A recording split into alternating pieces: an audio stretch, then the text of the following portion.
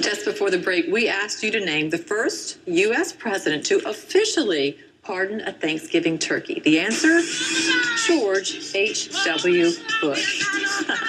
Other turkeys were spared under various presidents, but Bush was the first to make an official pardon back in 1989. So on behalf of all turkeys, we'd like to shout out to President Bush for that. Last night at the GOP debate, Newt Gingrich called for a limited amnesty for longtime illegal immigrants. The former president. If you've been here 25 years and you got 3 kids and 2 grandkids, you've been paying taxes and obeying the law, you belong to a local church, I don't think we're going to separate you from your family, uproot you forcefully, and kick you out. I'm prepared to take the heat for saying, let's be humane in enforcing the law. But Republicans are pretty united against anything resembling amnesty. 71% of Republicans say that the main focus with immigration should be deporting illegal immigrants and stopping more from coming.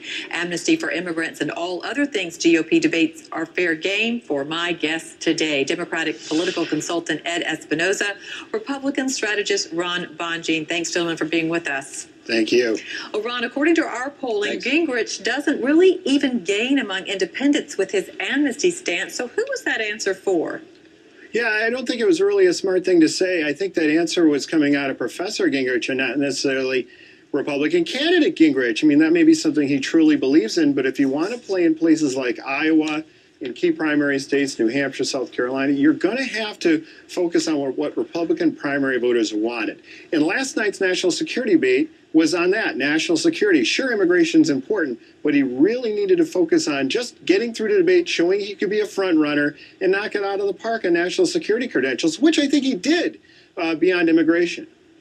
And Ed, you say if Newt were to stumble a bit due to this, we could get a brokered convention. What do you mean by that?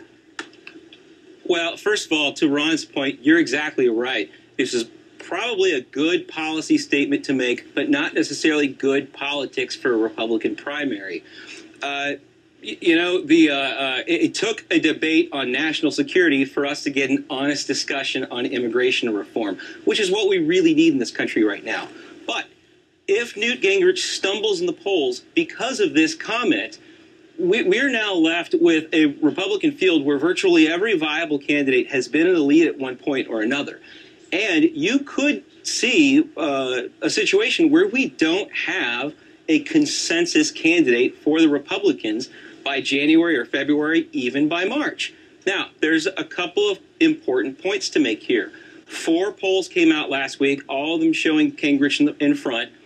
The Gallup organization made a statement saying that in years of polling, they have never seen a Republican field this divided this late in the season. That's the first point. The second point, Republican nomination rules have changed since 2008. They no longer have winner-take-all primaries. They have proportional allocation primaries. This seems like a fair thing. Democrats do it. We're fine with it. But on the Republican side, it creates more fracturing. And you have a very real possibility of a brokered Republican convention in August. There's an article on Salon.com about it today. I tweeted about it this morning. Goes into depth a little bit more about it. It should be interesting as they continue to rotate in their front runner status if they do that.